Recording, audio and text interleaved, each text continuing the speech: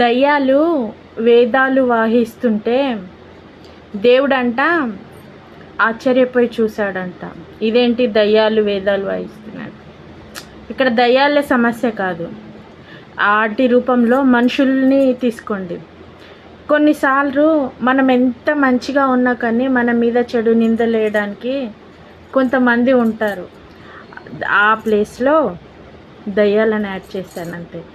So ఇప్పుడు మనకంటూ ఒక టైం వచ్చినప్పుడు ఆ దయ్యాన్ని వెళ్ళగొట్టడానికి దేవుడే అవసరం కదా.